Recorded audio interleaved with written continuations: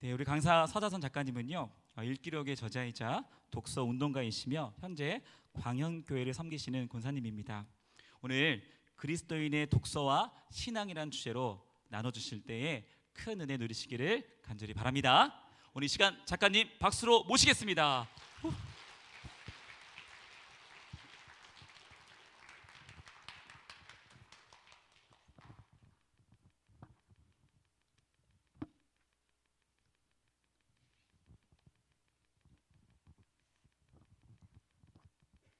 안녕하세요. 네, 안녕하세요. 저는 서울에 있는 서울의 광현교회라는 곳에 저도 공동체 지체이고 권사이고 또 고등부 교사이기도 하고 또 구역장도 하고 있고요. 그리고 저희도 교회에서 독서 모임도 왕성하게 하고 있습니다. 그래서 열심히 저도 똑같이 여러분들과 똑같이 교회 권속으로서 교회를 열심히 섬기고 세워가는 데 열심을 하고 있는 입장이고요. 그래서 저는 오늘 교회에서 기대하신다는 말을 제가 한 10번 들은 것 같아요. 근데 저는 진짜 그 어떤 전문 강사도 아니고 여러분과 똑같이 교회 권속으로서 지체로서 이렇게 와서 제가 먼저 경험하고 또 여러분들도 지금 경험하고 있는 것들을 제가 이제 자세히 한번 나누는 시간을 갖도록 하겠습니다. 그래서 제가 좀 얘기를 하다가 약간 두서없이 하더라도 조금 양해를 해주시고 저는 그저 제가 경험한 것들을 열심히 한번 나눠보도록 하겠습니다. 오늘 제목이 그리스도인의 신앙과 독서라고 했잖아요. 그리스도인, 우리는 그리스도 안에서 거듭난 자아가 된 그 영혼이 된 것이죠. 그래서 우리는 새 사람이 되었고 새 생명을 얻었고 우리는 세상과 구별된 자들, 성도이잖아요. 그래서 우리는 생각하고 고민하고 의심하고 회의하고 분별하고 또 의식을 하고 살아가는 이 모든 것들도 그리스도께서 말씀하신 성경 안에서 모든 것들을 기초를 잡아가야 되는 그리스도인입니다. 그런데 그런 그리스도인으로서 우리가 왜 그러면 그 신앙생활을 하는 것에 있어서 독서가 얼마나 중요한 것인지를 오늘 나눌 텐데, 우리의 신앙은 하나님을 먼저 믿고 신뢰하고 성경적 세계관을 잘 바탕을 세워서 하나님을 경외하고 하나님이 말씀하신 그 계명을 온전히 순종하면서 지키는 것이 우리의 신앙이죠. 그러면 그 신앙을 잘 하기 위해서는 하나님이 말씀하시는 내용이 우리에게 무엇인지를 잘 알아야 되죠. 잘 인식을 하고 의식을 하고 깨어 있어서 알고 이해하고 그래야 믿어지는 그런 메커니즘이 있어야 되잖아요. 그러기 위해서는 하나님이 그런데 우리에게 성경이라는 것을 주셨어요. 자, 그럼 성경이라는 걸 우리에게 주셨을 때는 그 활자로 된 성경을 주셨을 때는 분명히 우리에게 그런 속성이 있어서 활자라는 매개체로 성경, 하나님의 계시된 말씀 성경을 주셨을 거라는 추측이 됩니다. 그런 의미에서 이제 뒤에서 제가 자세히 말씀을 나눌 텐데, 그런 의미에서 그리스도인의 신앙과 독서는 굉장히 중요한 연결되는 것이 있거든요. 그래서 독서를 제가 오늘은 나눌 내용은 제가 신앙생활 하면서 독서를 하게 된 계기, 또 왜 우리에게는 그러면 독서가 성도에게 필연적이었다는지 그 이유에 대해서, 또 독서를 하는 목적, 또 독서를 하면서 성도에게 어떤 유익이 있는지, 또 그러면 독서를 더 잘 하기 위해서 더 좋은 방법이 어떤 것들이 있는지 시간이 되는 데까지 제가 나누도록 하겠습니다. 일기록이라는 책을 먼저 읽으신 성도님들도 계실 텐데, 오늘은 먼저 독서를 제가 시작한 계기를 짧게 나누도록 할게요. 일기록을 제가 이제 쓰게 된 계기는 제가 독서를 시작한 계기 때문인데, 독서를 시작한 계기는 교회를 제가 굉장히 이제 저는 어렸을 때 고등학교 때 잠깐 교회를 다녔을 뿐이지 결혼을 해서 그때만 잠깐 교회를 다녔고 결혼을 해서 아이를 낳았을 때까지 교회를 또 다니지 않았어요. 그러다가 우연찮은 계기로 이제 교회를 조금씩 다니고 있었는데, 그때도 이미 저는 그냥 교회를 굉장히 형식적이고 습관적으로 다니고 있었거든요. 그렇게 교회를 다니다가 어느 날 아이들이 한 초등학교 고학년 정도 되니까 교회 학교에서 여러 가지 배워오면은 질문을 하기 시작하더라고요. 그래서 아이들의 질문이 시작이 되어서 제가 내가 아이들이 여러 가지 성경에 대해서 질문을 하는데 전혀 엄마로서 대답할 것이 준비되어 있지 않고 저조차도 성경을 전혀 제대로 읽어본 적이 없으니까 답을 제대로 못하니까 아이들에게 신뢰를 잃고 있고, 그래서 그때부터 제가 다시 한번 저를 돌아보면서 성경을 읽어봐야 되겠다는 생각을 하게 됩니다. 그리고 제 자신을 이제 돌아보게 되겠죠. 아, 내가 지금 믿고 있는 것은 무엇이고 내가 믿는 하나님은 어떤 분이신가. 그때 처음으로 저 스스로에게 제 신앙에 대해서, 제 신앙의 정체성에 대해서 질문하기 시작했어요. 그렇게 질문을 하게 되니까 답을 찾아야 되잖아요. 근데 어떻게 답을 찾아가야 될지 모르겠더라고요.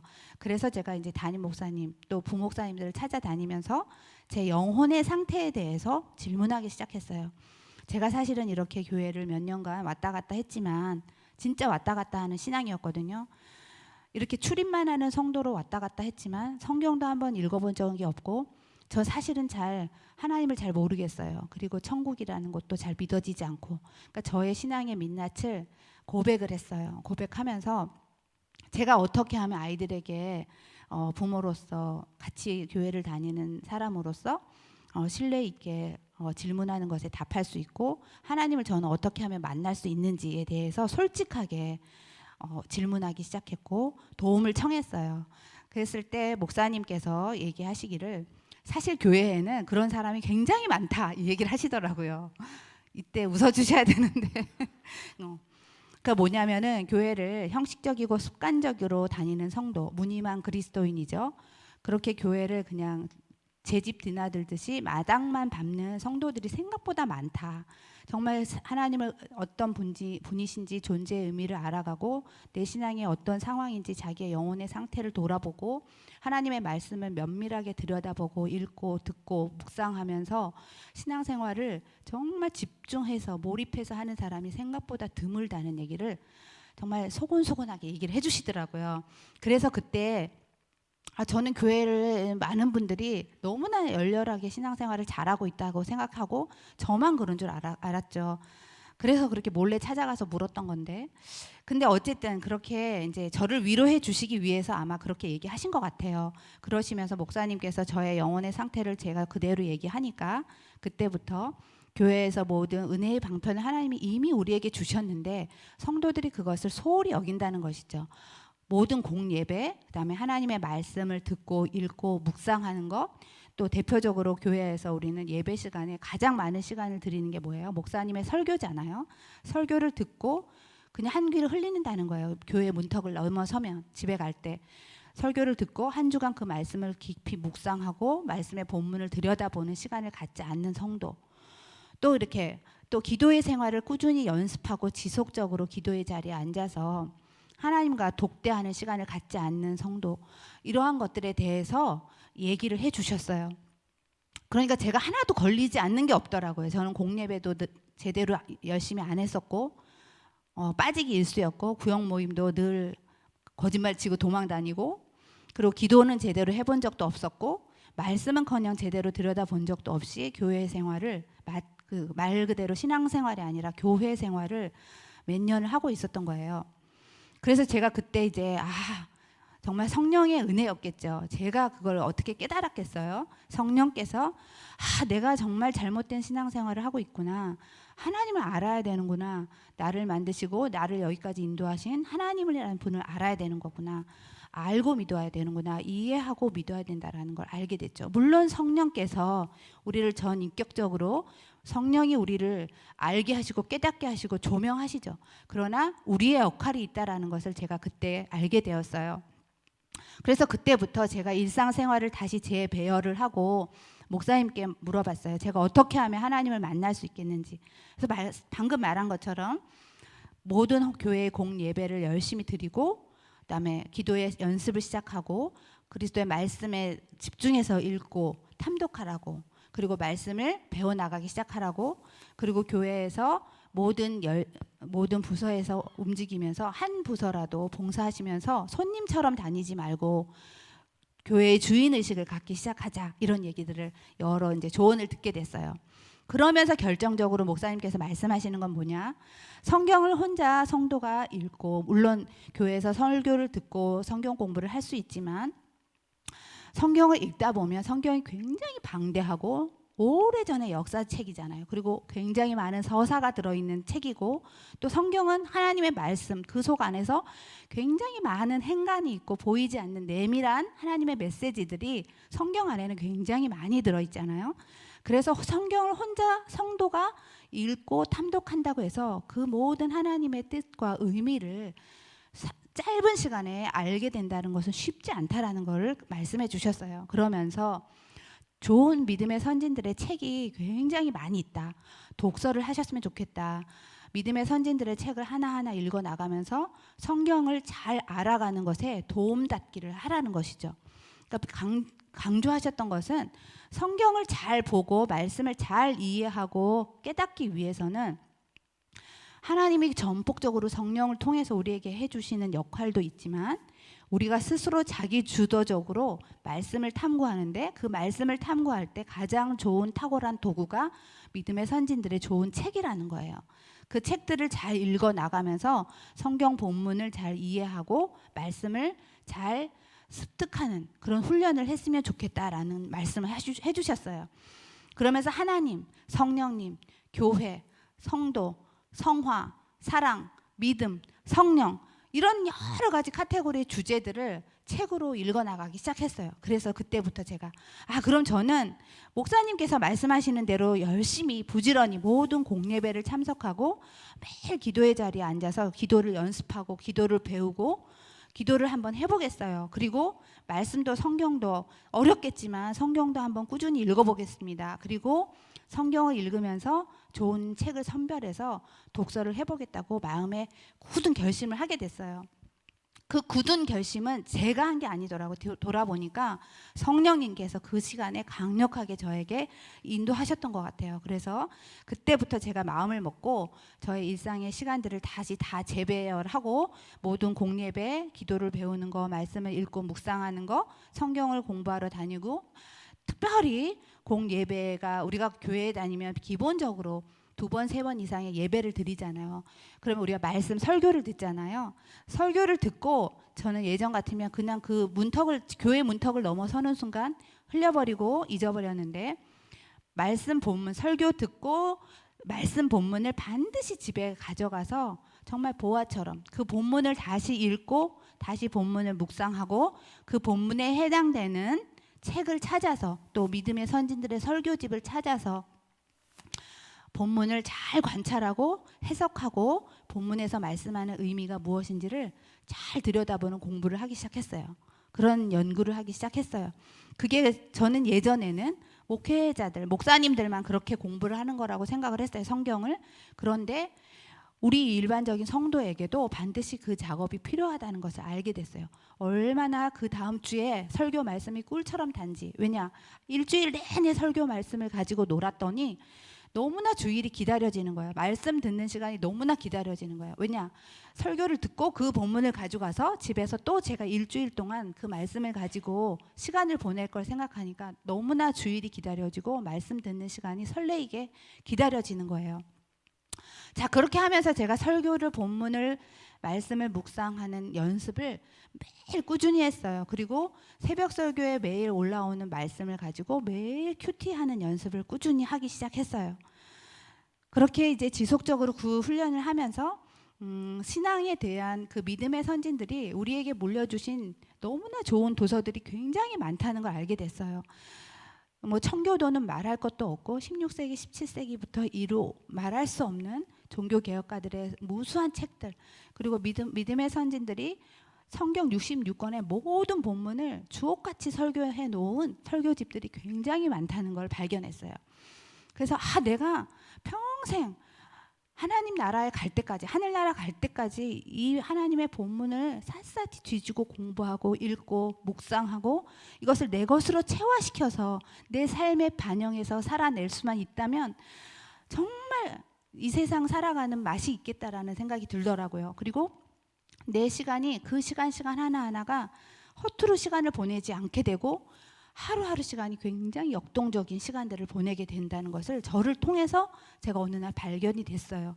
그래서 더 열심히 집중해서 아이들이 학교를 가면 이제 학교 보내놓고 교회로 와서 아니면 제 책상에서 말씀 읽고 또 교회에 와서 예배당에 와서 기도회를 하는 거예요. 그날 말씀 읽은 거 그 전에부터 말씀을 듣고 읽었고 배웠던 것들을 기억하면서 또 메모해 놓고 기록해 놓은 것을 가지고 펼쳐 놓고 기도하는 거예요.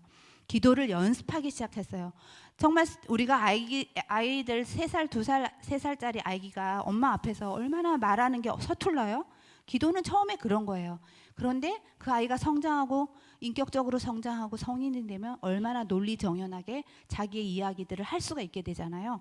그것처럼 기도도 연습하면 연습할수록 나의 기도의 언어가 바뀌고 기도의 내용이 바뀌면서 기도의 시간, 하나님과 나의 그 독대하는 시간, 그 하나님과 나만 친밀하게 교제하는 시간이 얼마나 좋아지는지 모르겠더라고요. 그래서 이제 저는 그렇게 말씀과 독서의 시간, 또 기도의 시간을 연습하기 시작했고 모든 공예배에 참여하면서 예배 우선순위의 사람이 되기 시작했어요. 불과 이제 제가 전혀 성경도 보지 않고 기도도 전혀 할 줄 몰랐던 사람이 1년, 2년, 3년, 4년, 5년 차 이렇게 지나가니까 어느 날 제가 완전히 교회 중심적인 삶, 또 말씀 중심적이고 예배 우선순위의 삶, 그리고 누구보다 먼저 나서서 교회 와서 세우고 섬기는 데 봉사하고 또 주변의 지체들에게 말씀과 기도와 예배, 이것이 하나님이 우리에게 가장 기본적으로 주신 은혜의 방편, 은혜 받지 못한다면 거기서부터 집중한다는 것에 대해서 끊임없이 전도하는 사람이 되어 가고 있었어요. 그래서 제가 다시 돌아와서 독서들을 어떤 것들을 했냐면은 먼저는 이제 신앙 도서를 읽게 됐겠죠. 성경을 잘 이해할 수 있게 도와주는 아까 말씀드린 것처럼 믿음의 선진들의 책들 중에 설교집을 많이 읽었고 주제별 책으로 많이 읽었어요. 성령에 대해서 모르면 성령에 대해서 최소한 10권, 20권 읽어야 되겠다. 그러면서 읽기 시작하고 하나님을 모르면 하나님에 대해서 읽고 그렇게 책들을 주제별로 읽기 시작하고 성경의 처음부터 끝까지 얼마나 역사적 배경과 그 서사들 가운데 배경 지식이 얼마나 궁금해요. 나라도 날씨도 여러 가지 사람들의 인물도 그래서 그런 사람들에 대한 책들도 뒤져가면서 낱낱이 읽기 시작했어요. 그러니까 제가 얼마나 저도 주부인데 제가 얼마나 거기에 몰입해서 시간을 썼었겠어요. 그러니까 아이들을 양육하고 집안을 살림하고 남은 시간은 오로지 거기에 올인하기 시작했어요. 그러니까 제가 시간이 그렇게 온전히 말씀 묵상과 기도와 또 예배 우선순위의 삶으로 올인하다 보니까 그동안 제가 세상적으로 살았던 다소 불필요한 것들이 다 정리가 되는 거예요. 삶이 얼마나 심플해지고 단순해지는지 몰라요. 그리고 그렇게 심플한 삶이 되니까 경제적으로 돈도 잘 쓰지 않게 돼요. 쓸데없이 돌아다니면서 쓸데없이 낭비하고 쓸데없이 쇼핑하고 이런 데 시간을 쓰지 않게 되니까 그러면서 제 삶이 굉장히 규모 있게 바뀌어져 간다는 것을 제 스스로가 느꼈고 주변 사람들도 그렇게 저에게 말을 하더라고요. 그렇게 이제 제가 몰입을 하게 되면서 하나님을 아는 지식에 대한 교회를 아는 지식에 대한 말씀 탐구와 좋은 도서들을 이제 골라가면서 읽게 됐죠. 그렇게 하나님의 우리에게 주신 그 계시된 말씀, 특별 은총의 말씀 안에서 그렇게 열심히 헤엄치고 있는데 어느 날부터 조금씩 약간 갈급해지는 요소가 있었어요. 그래서 기도하면서 하나님 제가 이렇게 하나님의 말씀에 푹 잠겨서 살고 열심히 기도하고 봉사하고 예배는 뭐 물론이고 그러면서 하나님 제가 이렇게 수년을 달려오는데 제게 이렇게 갈급하고 여전히 약간 허전한 부분은 무엇인가요? 하고 계속 기도하면서 물었고 그 다음에 제가 말씀을 묵상하면서 어려웠던 점이 있었어요. 그게 뭐냐면은 계속해서 하나님의 말씀 신앙 도서와 신학 도서 특별히 또 그 성경의 전체 내용은 굉장히 방대한 내용이잖아요. 성경의 방대한 내용들을 믿음의 선진들은 교리라고 해서 성경의 전체 내용을 굉장히 질서정연하고 정교하게 그것도 아주 심플하게 정리해 놓은 것들이 교리라는 내용이거든요. 그 교리를 공부하고 나니까 성경을 보는 눈이 더 확 커졌거든요. 더 확장되고 더 깊어지고, 그리고 더 성경에 대한 더 말씀의 확신이 더 강력해졌어요. 그래서 저는 이제 더 이상 신학 도서를 읽고 교리를 읽고 또 무수한 믿음의 선진들의 설교를 읽어 나가고 또 교회에서 듣는 목사님의 설교를 날마다 그 본문을 자기 주도 학습하듯이 묵상하고 탐구하다 보면은 세상의 책은 이제 읽을 필요가 없겠지, 이렇게 생각을 한 거예요. 세상의 일반 은총 가운데 수많은 책, 인문, 철학, 사회, 도서, 심리, 자기계발서 이런 책들이 굉장히 많잖아요. 근데 거기는 이제 제가 나는 저쪽은 이제 쳐다도 보지 말아야지, 이것만 봐도 내 평생 하나님의 말씀 안에서 이 신앙의 도서만 읽어도 시간이 없다, 이런 생각이 들었었거든요. 그런데 여전히 내가 말씀을 묵상하고 적용하고 실천할 때 뭔가 여전히 제 안에 결핍이 느껴졌던 건 뭐였냐면, 기도하면서 제가 이제 그걸 깨닫게 된 거예요. 무엇이었냐면 제가 세상을 너무 모르는 거예요. 이 세상, 바깥 세상이, 우리 사회가 어떻게 돌아가는지, 인류 사회가 지금 지향하는 것이 무엇인지, 세속 사회가 도대체 뭘 말하고 있는 것인지, 그리고 내 이웃이 무엇 때문에 그렇게 고통받고 허덕이고 또 무엇 때문에 불평불만스러워하고, 왜 세상은 무엇 때문에 저렇게 차별과 배제, 혐오가 넘쳐나고, 왜 이렇게 가난과 부와 빈익부, 이러면서 이런 세상에서 너무나 많이 편만하고 있는, 쏟아져 나오고 있는 그런 세상의 현상들을 제가 전혀 이해하지도 못하고 알지 못하고 있더라고요. 그저 교회 안에 갇혀서 성경과 신앙의 독서를 열심히 하면서 열심히 신앙생활은 하고는 있었지만 제가 놓친 부분이 있던 거예요. 그건 뭐냐면, 우리는 신앙생활을 열심히 하는데 교회에서만 갇혀서 생활하는 게 아니잖아요. 우리 삶 자체가 신앙이잖아요. 그리고 오히려 우리가 역동적으로 더 치열하게 살아내서 승리해야 될 장소는 물리적 공간과 우리가 살아가야 할 영적 전쟁터는 세상이잖아요. 그런데 우리는 세상에 나가서 힘을 발휘하지 못하고 있죠. 말씀을 묵상을 해도 제가 배우고 있는 그 내용을 가지고 적용을 할 때 적용이 약간 결핍이 있는 것 같았어요. 그건 뭐냐면은, 나도 세상에 살고 아이들도 세상에 살고 남편도 세상에 살고 나는 세상의 현실 가운데 살아가고 있는데, 그 현실을 같이 접목해서 묵상을 하고 적용을 하지 못하니까 항상 뭔가 부족한 점이 있었던 거예요. 그래서 내가 너무 세상을 너무 무서워하기만 했구나. 세속 사회라고 해서 내가 이렇게 철벽을 치고 너무 프레임을 놓고 너무 내가 거기에 근접하는 것에 대해서 너무 겁을 내고 있었구나. 내가 이미 이렇게 하나님의 말씀과 독서를 통해서 내 세계관이 이렇게 강력해졌는데 내가 무서울 게 뭐지? 이렇게 기초를 잘 세워놨잖아. 기초 베이스가 튼튼한데. 그래서 오히려 더 세상을 아는 지식, 이 시대가 무엇을 말하고 있는지 그 현상을 읽어내는 지식이 필요하다는 것을 알게 됐어요. 그래야 더 강력한 힘을 발휘할 수 있고, 내가 세상에 나가서 오히려 믿지 않는 사람들에게 내가 믿는 복음의 내용을 더 강력하게, 더 인격적으로, 더 유연하게 전달할 수 있다라는 것을 알게 된 것이죠.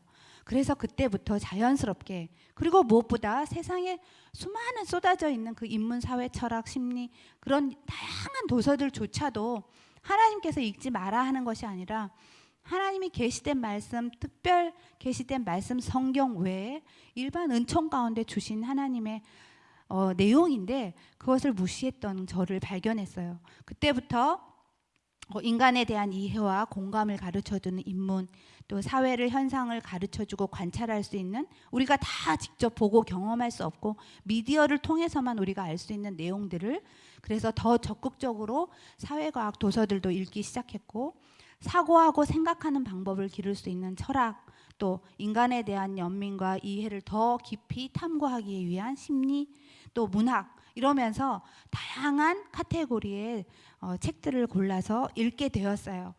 그러면서 내가 살아가고 있는 현실이 어떤 현실이라는 것들을 알게 되고 이 세상이 얼마나 악하고 험악하고 불행한지를 알게 되었고 하나님을 알지 못하는 이웃들의 삶이 얼마나 슬프고 고통스러운지를 그러한 책들을 읽게 되면서 더 알게 된 것이죠. 막연하게 알고 있던 것들이 그렇게 일반은총의 수많은 다양한 책들을 읽으면서 이 시대, 이 사회, 이 인류 사회가 하나님으로부터 무엇을 역행하고 있는지들을 낱낱이 더 알게 됐어요. 그리고 대한민국 사회, 시민 사회의 시민 한 사람의 사회 인원으로 또 시민으로 또 학부모로서 사는 엄마로서 부모로서 또 아내로서의 역할에서의 내용들에 대한 책들을 읽게 되면서 한 사람의 성도이면서도 저는 또 여러 가지 역할을 하잖아요. 그러면서 그런 내용들을 적극적으로 더 읽게 되었고 더 분별할 수 있고 더 정확하게 적용할 수 있는 그런 묵상으로 도움을 받게 되었어요. 그리고 무엇보다도 내 가까이에 있는 이웃들에게, 가족에게, 지체들에게 또 뭐 일가 친척에게라도 내가 믿는 복음의 내용을 배타적이고 또 무분별하게 또 뭐라 그래야 되죠? 너무 강요하듯이 신앙을 전달하거나 내용을 설명하는 것이 아니라 보다 그들의 삶에 다가가서 더 그들의 삶을 더 이해하고 충분히 공감하면서 내가 믿는 믿음의 복음의 내용을 더 인격적으로 전달할 수 있다는 것을 제가 그 독서를 하면서 경험을 하게 되었어요. 그래서 신앙은 결코 관념적이고 이렇게 머리에만 있는 것이 아니라 활자로만 있는 것이 아니라 이 활자로 읽어서 알고 이해되어지면 그 믿음의 내용이 내 안에 들어와서 철저히 체화되어서 삶에 적용이 돼서 내 삶으로 드러내려면 우리가 살고 있는 삶의 반경에 있는 것들, 내용들을 잘 알아가는 것이 중요하다는 것을 알게 되었어요. 그래서 어떤 틀에 갇혀 있거나 그 다음에 교회 안에서만 배우는 것에만 제한돼 있어 버리게 되면은 좀 더 유연하게 내가 배우고 있는 내용을 전달하기가 어려워진다는 것이죠. 그래서 저는 하나님을 아는 지식, 즉 교회를 아는 지식과 또 세상을 아는 지식, 또 이 시대를 현상들을 읽어내는 지식들을 독서를 통해서 통합적으로 공부를 하게 되었어요. 그래서 그렇게 통합적인 독서를 하다 보니까 그것이 더 내가 신앙도서, 신학도서, 교회에서 배우는 것만 배워야지 하는 것에서만 이렇게 제한된 것이 아니라 더 능동적이고 더 풍성해진다는 것을 경험하게 되었어요. 그래서 우리는 이미 이 피조 세계의 모든 것들은 하나님이 우리에게 주신 것, 일반 은총과 특별 은총의 모든 것들을 열심히 받아서 잘 정리해서 누려야 되는 거라는 것을 알게 된 것이죠. 특별히 그래서 이 두 메커니즘의 책들을 읽게 되면서 그 내용들이 제 안에 잘 정리되도록 노력했어요. 교회에서 배우는 내용들이 당연히 가장 기본 베이스로 기초적으로 잘 깔려 있어야 되겠죠. 그래서 그 독서를 먼저 해야 되는 건 맞는 것 같아요. 그래서 그 내용들이 충분히 우리 안에 잘 베이스가 깔리고 기초적으로 세워지고 교리적 내용도 분명해지고 확신에 거했을 때 일반 도서들을 읽으면서 우리의 삶의 내용들을 하나씩 카테고리별로 적용하는 데 도움을 받는 그런 독서를 하신다면 너무나 좋을 것 같아요. 그래서 그런 과정들이 일련의 과정이 저에게 이렇게 차츰차츰 자기화되어 가더라고요. 이렇게 내면화되어 간다는 것이죠. 더 내용들이 질서정연하게 내용이 되면서 자기화되어 간다는 게 내가 듣고 보고 읽고 경험한 내용들이 내 속에 들어와서 각자 우리가 다 삶의 맥락들이 있잖아요. 자기 삶의 맥락에 잘 적용이 되는 거예요. 활자로만 남아있는 것이 아니라 그 활자들이 내 속에 들어와서 생각하고 사고하고 의식하기 때문에 내 안에 들어와서 그것이 내 삶에 잘 퍼즐 맞추듯이 정리가 되고 정돈이 되어지면 그것이 충만해졌을 때 그것이 내 삶으로 반영이 되기 시작한다는 것이죠. 그래서 섣불리 그냥 자기화 되는 것이 아니라 하나님의 말씀을 부지런히 자세하게 읽고 듣고 탐독하고 잘 배우고 묵상하고 또 기도하면서, 그리고 다수의 도서들을 잘 읽어서 잘 접목하고 적용하면서 그것이 철저히 내 삶에 잘 내재화되게 하는 것이라는 거죠. 그래서 막연히 글자만 읽는 독서, 그것이 아니라 나의 삶의 전 인격을 나를 바꾸고 내 삶을 전면 다시 재배치하는 작업을 하는 것이죠. 그래서 독서가, 글자가 읽고 내 속에 잘 들어와서, 내 속에 들어와서 글자가 들어올 때 어떤 작업이 이루어지냐면 생각을 하게 돼요. 활자를 읽으면서 생각하게 되고 고민하게 돼요. 그 글의 내용을 읽으면서 왜 이런 내용들이, 나는 누구이고 나는 어떤 존재이고 나는 어떻게 살아야 되는지, 나는 이 사회에 무엇을 기여할 것인지, 내가 가정에서 교회에서 나는 어떤 사람으로 존재하는 것이 내 영혼의 본질에 천착하게 되는 것이죠. 그러면서 질문하게 되고 질문하는 것만큼 답을 얻게 되는 거예요. 물론 성경을 통해서, 성령을 통해서 우리에게 다 답을 주시지만 우리가 해야 할 역할이 있다 그랬죠. 그렇게 해서 하나님의 말씀과 그런 여러 가지 독서의 내용이 내 안에 차츰차츰 들어와서 충만해지는 거예요. 점점. 그러면서 자기 삶의 맥락에 맞춰서 적용이 되고, 적용이 되다 보니까 체화가 되어서 내 삶에 반영이 되기 시작하는 거예요. 그러니까 내 안에 무엇인가 꽉 있어야지, 알고 이해해야지 내 삶을 이해하고 해석하고 선택하고 결단할 거 아니에요. 근데 내 속에 가진 게 별로 없다면 뭘 이해하고 뭘 생각하고 뭘 의식하고 무엇을 인식하고 무엇을 사람들에게 말하고 다니겠어요? 근데 우리가 그냥 교회에 왔다 갔다 하고 신앙생활을 너무나 목회자 의존적으로만 신앙생활을 해도 안 되고 교회 의존적으로만 신앙생활을 한다는 것은 조심스러워요. 왜냐? 우리가 교회에서 우리의 영혼을 위해서 굉장히 많은 도움을 받아요. 당연하죠. 하나님이 이 교회를 통해서, 또 예배를 통해, 기도를 통해, 말씀 설교를 통해, 찬송을 통해, 성도의 교제를 통해서 강력하게 우리의 영혼을 돌봐주세요. 그러나 개인의 영혼을 돌봐야 할 사람은 나 개인이에요.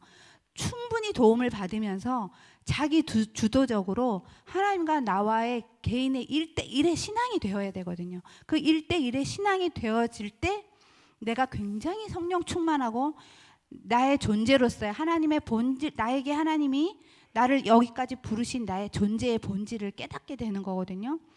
그래서 그러한 작업을, 말씀을 충분히 읽고 좋은 독서를 하면서 끊임없이 생각하고 고민하고 의식하는 사람이 되어가는 것이 너무나 중요하다는 것이죠. 그래서 그 활자를 통해서 내가 읽은 내용이 내 삶에 들어와서 내가 계속해서 질문하는 것들이 있잖아요. 나는 누구인가? 어떤 사람인가? 어떻게 살아야 되지에 대해서 해답을 찾아가면서 내 안에 그런 충만한 내용들이 꽉 차올랐을 때 그 내용을 가지고 내 삶에 반영이 되는 거예요. 그리고 그런 사람이 되어져서 살아갈 수가 있는 것이고, 그래서 이제 그런 독서를 꾸준히 하니까 제가 그런 변화가 일어나더라고요. 아, 말씀이 내 안에 들어와서 말씀대로 살 수 있는 힘과 능력이 되어지는 거예요. 그리고 좋은 글을 읽었으니까 그 글을 읽은 만큼 그 읽은 내용들이 내 삶에 들어와서 내용에 내 인격 안에 들어와서 체화되어진 만큼 내 삶이 변화되고 그다음에 역동적으로 되어진다는 것을 깨닫게 됐어요. 아, 독서를 하니까 이런 삶의 변화가 일어나는구나. 그래서 성도, 특별히 부르심을 받은 성도라면 반드시 독서를 통해서 하나님의 진리의 세계를 조우해야 된다라는 것을 깨닫게 됐어요. 방금도 말씀드렸지만 우리는 지나치게 교회에서 배우고 목사님들을 통해서 설교를 통해서 우리가 배우는 것에 지나치게 의존하지만 말고 충분히 그렇게 잘 가르침을 받고 돌봄을 받으면 자기 스스로도 해야 돼요. 우리 아이들이 어릴 때는 엄마가 밥을 떠먹여 주지만 성장할수록 스스로 젓가락질을 배우고 숟가락을 하고 다양한 반찬들을 골라 먹고 그렇게 성장해야 되는 것처럼 반드시 우리는 하나님을 1대1로 경험해야 하기 때문에 내가 자기 주도적으로 하나님을 경험해야 돼요. 만나야 돼요. 그러면 그 만나는 방식이 저는 그 독서에서 찾은 것이죠. 계시된 말씀 성경을 통해서 성도라면 반드시 거듭난 자, 그 영혼의 속성이 우리는 그렇게 만들어져 있거든요. 다시 들어가서 제가 그렇게 스스로 성경을 읽고 묵상하고 사고를 하니까 제가 어떤 것들을 경험하게 되었냐면, 하나님의 형상으로 우리를 빚으셨다는 게 도대체 무엇일까 하는 것에 질문을 하면서, 하나님의 형상으로 우리를 빚으셨다는 게 뭘까 하면서 공부를 해봤어요. 그리고 그 목사님들 통해서도 많이 배우고. 근데 우리가 흔히 하나님의 형상으로 우리가 빚어진 것이 우리의 영혼의 본질이잖아요. 하나님의 형상으로 빚어진 우리는 소위 우리는 흔히 지성과 감정과 의지로 빚어져 있다고 해요. 진선미, 아름다움을 보고 좋아할 수 있고 기뻐할 수 있는 그런 요소들이 우리 안에 있는 것이죠. 그러니까 본디 우리의 영혼의 속성은 하나님의 형상으로 빚어졌다라는 그 속성은 우리 영혼 안에 이미 지성과 감성과 의지를 통해서 하나님과 관계를 맺을 수 있는 그런 속성이 있다라는 것이에요. 무엇인가를 감정을 느끼고 기억을 하고 인식을 하고 느끼고 상상하고 또 창의적으로 나아갈 수 있고 고민할 수 있고 또 회의할 수도 있고 관심을 가지고 호기심을 가질 수 있는 그런 존재라는 것이죠. 우리 안에 이미 그런 속성으로 하나님이 우리를 그렇게 빚어주셨어요. 그래서 우리는 거듭난 자아로서의 우리는 그리스도 안에서 그리스도의 말씀을 통해서 말씀 안에서 깊이 하나님의 말씀에 근거해서 말씀을 깊이 읽고 탐독하고 이해하는 만큼 사유하는 거예요. 사고하는 거예요. 말씀이 어째서 저렇게 말씀하셨는가? 하나님이 말씀하신 이 내용이 무엇인가? 무엇이라고 말씀하신 하나님의 의도는 무엇인가라는 것을 철저히 말씀 안에서 본문 안에서 묵상하고 사고하는 것이 우리의 본디, 우리의 인간의 영혼의 속성이라는 거예요. 본질적 속성. 그렇기 때문에 인간은 나서부터 사고하는 거예요. 생각하는 거잖아요. 생각하는 존재잖아요. 세상 사람들도 끊임없이 생각하니까 자기들의 무언가를 이루기 위해서 도전하고 예술을 만들고 철학을 하고 하는 것이죠. 우리 안에 그 속성이 있기 때문에 우리는 더더군다나 거듭난 자아를 가진 영혼의 속성을 가지고 그리스도의 말씀을 깊이 묵상하면서 누구보다도 하나님의 말씀을 더 들여다보는 그런 존재론적 근원이 우리 안에 이미 있다라는 것이에요. 그래서 우리는 세상을 살면서 또 신앙생활을 하면서도 끊임없이 질문이 올라오는 거예요. 어떻게 할까? 이렇게 할까? 저렇게 할까? 생각하기 때문에. 그래서 생각을 더 깊이 하고 사고하고 거기서 더 나아가서 하나님의 말씀을 더 사유하면서 향유하는 단계까지 나아갈 수 있다라면 세상에 겁날 것이 없고 두려울 것이 없겠다는 생각이 드는 거예요. 그래서 더 깊이 있는 묵상하는 단계로 나아가고 싶어지는 거예요. 그것이 너무나 더 갈급해지는 거예요. 말씀의 세계를, 진리의 세계를 더 알아가면 알수록 하나님이 말씀하시는 이 깊이를 더 알고 싶고, 그리고 이 세상에서 말하는 내용들을 더 다양하게 읽어서 내 삶의 현상에 잘 적용해서 더 실천적이고 더 역동적인 성도가 되어야겠다라는 생각이 드는 거예요. 우리 안에 이미 그런 속성을 이미 우리에게 주셨다라는 것을 확연히 알게 되었고 분명하게 알게 되니까, 그래서 우리는 그런 생각하고 사유하고 향유하는 것이 우리가 일반적으로 표현하면 그것이 무엇이냐면 읽고 쓰고 생각하고 말하고 고민하고, 학교에서 우리 읽기 쓰기 말하기 이런 거 배우잖아요. 듣는 거. 그게 우리의 인간의 기본적인 메커니즘이기 때문에 이러한 활동을 우리가 제한하면 제한할수록 우리는 굉장히 무감각하고 무관심하고 무지한 인간이 된다라는 것이에요. 그런데 하나님이 이미 우리에게 주신 그 감각적 활동을 극대화시킬 때 우리는 하나님의 진리의 말씀을 더 깊이 탐독할 수가 있고 더 그 깊이 있는 진리의 말씀을 통찰할 수 있는 사람이 되어져 가고, 그 다음에 이 세상에 일어나고 있는 다양한 현상들을, 우리도 세상에서 똑같이 살아가는 사람들이잖아요. 그 현상들을 기독교인으로서의 삶에 어떻게 접목해서 적용해서 하나님의 말씀 안에서 분별해서 내가 승리할 수 있는 삶을 살 수 있는가, 이게 관건이라는 것이죠. 그래서 그 활동을 묵상하고 읽어내는 그 활동을 제한하지 말고 더 날마다 매일 매 순간 읽고 쓰고 생각하고 고민하고 회의하는 시간을 날마다 가져야 한다는 것이죠.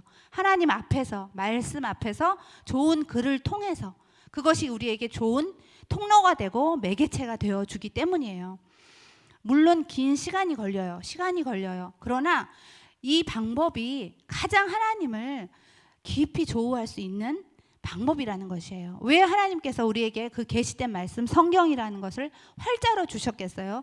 우리의 본질적 속성이 그런 메커니즘으로 만들어져 있기 때문에 하나님의 형상으로 빚어진 우리의 속성은 읽고 듣고 생각하고 쓰고 기록하고 연구하고 하는 메커니즘이에요. 인간의 모든 활동은 거기서 비롯되잖아요. 그런데 교회를 다니는 우리들이 하나님의 말씀조차도 읽고 생각하고 탐독하는 그 제한된 활동 안에 늘 이렇게 무감각하게 무의미하게 시간을 보내고 있다라면 그거는 성도의 직무유기라고 해도 과언이 아닐 것 같아요. 그래서 저는 우리가 영혼이 없는 몸은 죽은 몸이라고 분명히 성경에서 말씀하셨어요. 우리는 영혼 있는 존재잖아요. 영혼 있는 인간의 존재로서, 그리고 그런 다른 영혼도 아니고 거듭난 영혼이라면 반드시 말씀을 묵상하고 읽고 기도하는 자리까지, 그리고 그것이 내 삶에 체화돼서 삶에 반영하는, 우리가 성령 충만은 충만해야 흘러 넘치잖아요. 말씀이 내 안에 내재화되어 내면화되어 내 것으로 충만해질 때 삶에 반영이 되거든요. 어느 정도만 있다고 해서 내 삶에 그렇게 반영이 돼서 충만하게 사라지는 게 아니에요. 영적 전투라고 하고 영적 전쟁이라고 하잖아요. 세상에 나가면 우리가 왜 많이 위축되고 찌질해지고 왜 많이 지냐? 충만하게 내 것을, 내 무기를 장착하지 못하기 때문이거든요. 하나님의 말씀을 충만하게 시간이 걸리고 더디 가더라도 꾸준히 매일 지속적으로 하나님 나라 갈 때까지 해야 되죠. 그래서 이 세상에서 그것으로서 내가 사명을 받고 소명을 받는 자리까지 나아가는 것, 그게 우리의 진짜 삶의 활동인 거라는 것을 말씀드리고 싶어요. 우리를 살리는 것은 영이지 육이 아니라고 하셨어요. 내 영혼의 존재가 어떤 존재로 바뀌느냐가 내 육신의 삶, 내 삶의 물리적인 모든 삶의 반경이 바뀌는 거예요. 내 영혼의 존재가 무엇을 생각하고 이해하고 납득하고 설명하고 의식하고 인식하고 살아가고 있느냐가 관건이라는 것을 꼭 말씀드리고 싶고 기억하셔야 된다는 거죠. 그것이 되지 않는다면 하나님께서 분명히 뭐라고 말씀하셨냐면 영혼이 잘됨 같이 내 범사가 잘 된다고 분명히 말씀하셨어요. 우리는 늘 범사를 먼저 갈구하고 갈망해요. 그 범사를 내 뜻대로 내 경험대로 어떻게 하면 이루어 보려고 하죠. 우리는 항상 순서가 바뀌어 있어요. 영혼이 잘됨 같이 범사가 잘 된다고 하셨어요. 우리는 범사를 내가 책임지려고 악다운이 쓰지 않아도 돼요. 내 영혼의 존재가 변화되고 바뀌고 내 삶을 어떻게 성경적으로 이해하고 성경적으로 내 삶을 해석하고 분별하고 납득할 수 있으면 내 삶의 범사는 자연스럽게 바뀌게 되어 있고 하나님께서 이미 섭리하신 하나님이 계획하신 대로 흘러갈 수 있는 것이에요. 그런데 우리는 내 영혼의 존재에 대해서 너무 소홀한 거죠. 내 영혼이 어떻게 신앙생활을 해야 되고 내 영혼이 어떤 존재인지 그 기초부터 하나님의 형상으로 빚어진 하나님의 그 나의 영혼은 그런 본질적 속성을 가지고 태어났다라는 것을 기억하셔야 돼요. 날 때부터 생각하거든요. 날 때부터 갖고 싶은 게 있고 날 때부터 먹고 싶은 게 있어요. 생각하는 거거든요. 욕구가 있는 거거든요. 그런데 우리는 그 욕구를 다른 어떤 물리적이고 현세적인 것에 쏟는 것이 아니라 하나님의 말씀, 하나님이 나를 통해서 무엇을 원하시는지 나라는 존재가 어떤 존재인지를 말씀해 주는 것을 먼저 아는 것이 순서라는 것이죠. 그래서 살리는 것은 영이에요. 영, 나의 영혼이 어떤 존재인가. 그래서 저는 이렇게 생각하고 사유하고 향유할 수 있는 데까지 가면 정말 내 삶이 너무나 행복하겠다라는 것을 깨닫게 되었어요. 그래서 그 활동을 절제할 수가 없어요. 너무나 말씀을 읽게 되고 좋은 글을 끊임없이 읽고 싶고 좋은 내용들을 기억해서 내 것으로 담아서 내 삶이 충만하게 하나님의 것으로 충만해서 내 삶에 잘 반영이 되기를 너무나 바라게 되는 거예요. 그리고 무엇보다 내가 이 알게 된 복음의 내용, 믿음의 내용, 나의 하나님, 나의 구주, 삼위 하나님의 내용을 잘 정리정돈하고 질서정연하게 내 것으로 만들어서 타인에게 복음을 면밀하게 전달하고 싶은 거예요. 다양한 삶을 살고 있는 사람들이기 때문에 다양한 삶의 내용들을 읽어가고 있잖아요. 아이들에게, 학교 다니는 학부모들에게, 고등부 아이들에게, 질병이 있는, 아픔이 있는 성도에게, 또 너무나 고통스러워하는 심리적인 질병이 있는 지체들에게, 또 이웃에게 다양한 삶을 살고 있고 다양한 카테고리의 삶에서 지쳐가고 있는 우리 현세인들에게 복음의 내용을 다양한 카테고리에 적절하게 설명할 수 있는 사람이 되고 싶은 거예요. 그러려면은 다양한 이야기들을 읽고 들어야 된다는 것을 알게 된 것이죠. 그렇게 하다 보니까 하나님은 우리에게 궁극적으로 하나님을 알고 그다음에 어때요? 이웃을 알고 이웃을 사랑하기를 바라시잖아요. 저는 영혼을 사랑하는 것이 무엇인지 그걸 너무나 많이 기도했었어요. 하나님, 정말 영혼을 사랑하라고 교회에서 하는데 너무 저는 뜬구름 같고 피상적인 거예요. 영혼을 사랑하는 것이 무엇인가요? 그런데 어느 날 제가 이 과정을 거치면서 깨달았던 것이 무엇이냐? 전부 하나님이 가르쳐 주신 거예요. 제가 깨달은 게 아니라 깨닫게 된 것이 무엇이냐면 나의 영혼을 위해서 이와 같은 작업을 하니까 제 영혼의 존재가 너무나 소중해지더라고요. 하나님의 형상으로 빚어진 나의 본질적 속성, 그리고 그리스도 안에서 거듭난 자, 나는 이런 존재구나 라는 나의 존재의 의미와 가치를 발견하니까 제 영혼이 너무나 소중한 거예요. 늘 열등감도 있었고 부족한 게 있어서 결핍이 있어서 불만이 있었고 불평이 있었는데 그런 것들이 싹 사라지면서 내 영혼 존재 자체가 얼마나 존귀하고 소중한지 알게 되는 거예요. 그때부터 제가 제 영혼이 사랑을 하게 되고 저의 영혼을 들여다보고 저의 그 본질적 속성의 영혼, 하나님이 제시하신 영혼에 대해서 깨닫게 되니까 나의 영혼뿐만 아니라 타인의 영혼도 그 시선으로 바라보게 되더라고요. 그러니까 그때부터 영혼을 사랑하는 것이 무엇인지 알게 됐어요. 나의 영혼을 내 내면을 이렇게 들여다보듯이 하나님이 나의 영혼을 이렇게 가르쳐 준 것처럼 다른 사람의 영혼을 이렇게 들여다보니까 어떤 사람도 이상한 사람이 없는 거예요. 하나님의 눈에는 하나님의 형상으로 빚어진 그 본질적 속성을 가지고 태어난 수많은 영혼은 다 개별성을 가지고 있구나. 한 사람 한 사람이 다 고유하구나. 한 사람 한 사람이 굉장히 존귀하구나라는 걸 깨달았어요. 그런데 그것을 가르쳐 주셨고 성령을 통해 깨닫게 하시며 나를 부르신 하나님의 이 전인격적인 부르심을 알게 되니까 그 구원의 선물을 깨닫게 되니까 너무나 다른 사람의 영혼을 소중히 여기면서 이 복음을 전해야 되겠다는 생각이 들기 시작하는 거예요. 그리고 그 진리 안에서의 그때부터 제가 너무나 자유하게 되었어요.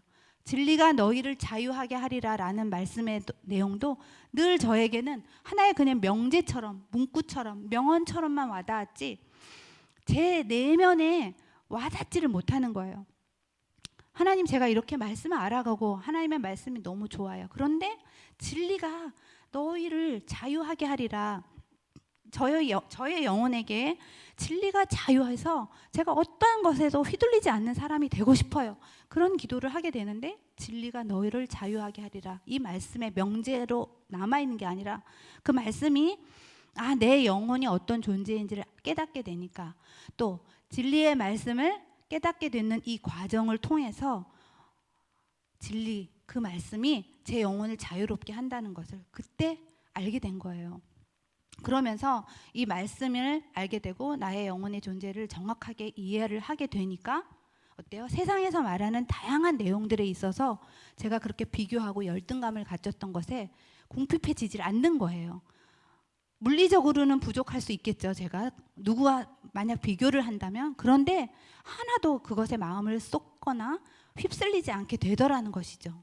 물론 여전히 저는 인간이니까 부족한 점이 여전히 있겠죠. 그런데도 불구하고 과거보다 현저히 세상의 겉에 세속 사회에서 말하는 가치와 기준과 그들이 말하는 비교하는 것들에 제가 이제는 쉽게 농락당하지 않는 그런 사람이 되어 간다는 것이에요.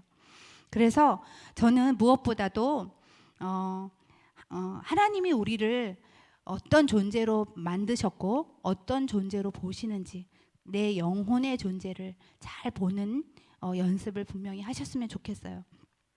나의 영혼을 그렇게 들여다보고 나의 영혼을 볼 줄 아는 사람이 그제서야 비로소 타인의 영혼을 돌볼 수 있는 사람이 되는 거예요. 나의 영혼조차도 점검하지 않고 돌보지 않고 제멋대로 신앙생활 하는데 어떻게 타인의 영혼을 돌보겠어요?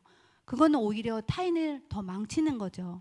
나의 영혼을 철저히 돌보는 이 과정이 지난한 것 같지만 하나님의 말씀을 듣고 읽고 묵상하고 기도하고 예배하고 또 좋은 일반 은총의 글들을 통해서 내 삶에 잘 적용해서 내 영혼이 하나님의 진리로 풍성해졌을 때 이제 내 삶에 반영이 되어 흘러 넘칠 때 타인의 영혼을 돌볼 수가 있는 거예요.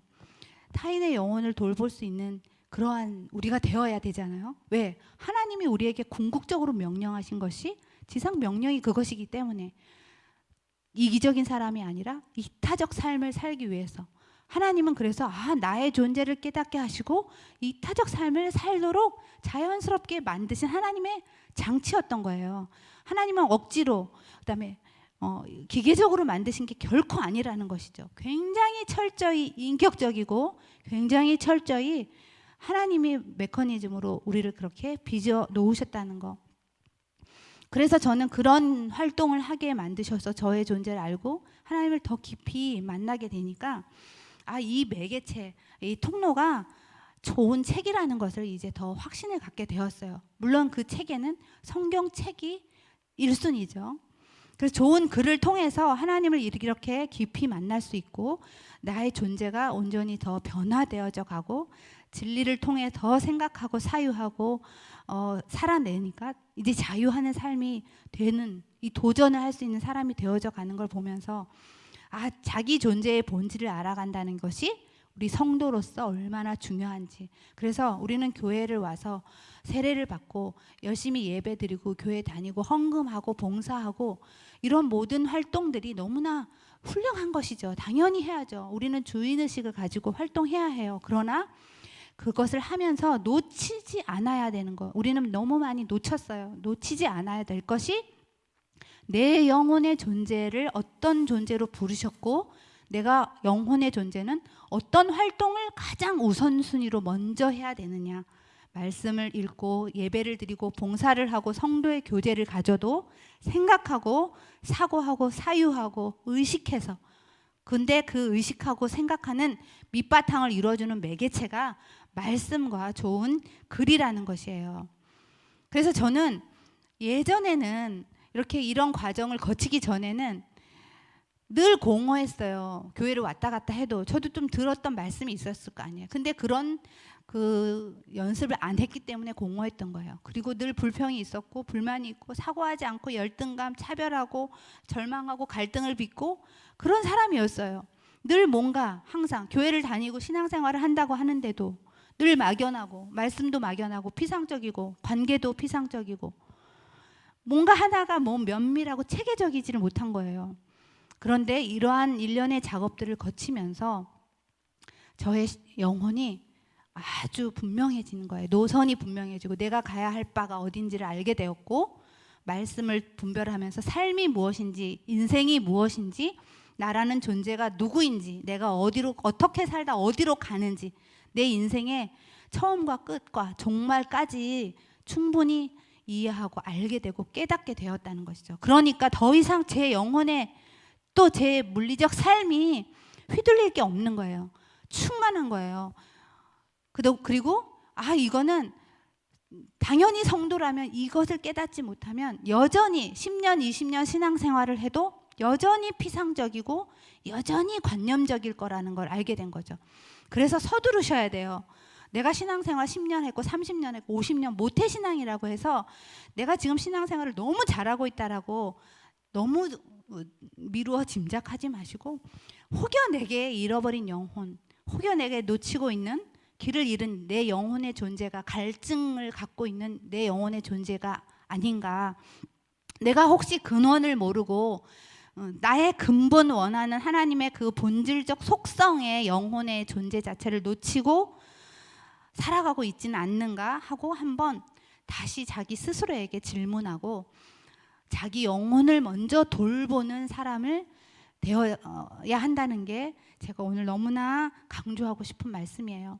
우리는 영적으로 다시 살았고 새 생명을 얻었고 새 사람이 되었잖아요. 그런데 여전히 뭔가 모르게 영적으로 죽어 있는 것 같은 신앙생활을 하고 있지는 않는가. 그런 것들을 한번 고민해 보시고 자기 스스로의 자기의 영적 상태를 진단해 보는 게 너무나 중요한 것 같아요.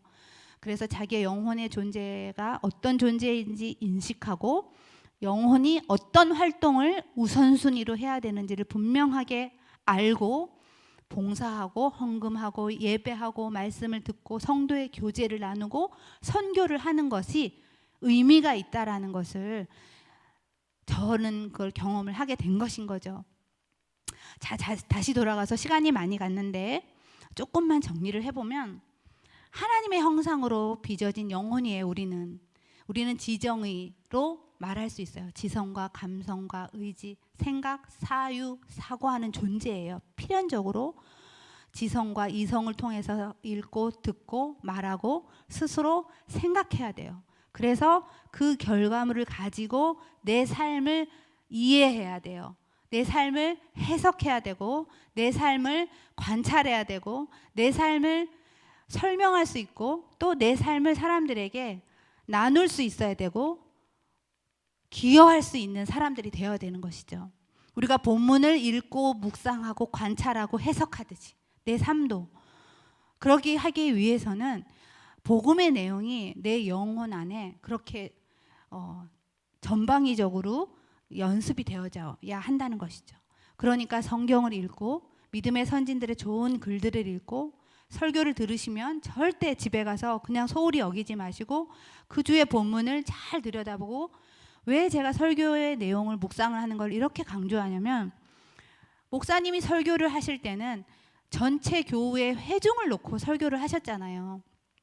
누구 한 사람만 놓고 설교하는 게 아니잖아요. 그러니까 전체 회중을 놓고 설교를 하셨어요. 그러니까 설교를 들을 때는 회중 중심적일 수 있겠죠. 집에 돌아가서는 그 말씀을 나의 말씀으로 듣는 거예요. 집에 돌아가서는 목사님의 말씀을 다시 듣고 또 본문을 들으면서 오늘 내 삶에 나의 영혼에 적용을 하는 거예요. 회중의 설교를 한번 들었고 2차적으로는 나 개인의 설교, 나 개인에게 주시는 메시지로 연습하고 적용을 하는 거예요. 그러면 놀랍게도 주일 설교 때 들었던 1차적 설교가 두 번째 다시 듣고 묵상할 때는 굉장히 더 귀가 들려요. 그거는 우리가 그렇게 하니까 그렇겠지, 그게 아니에요.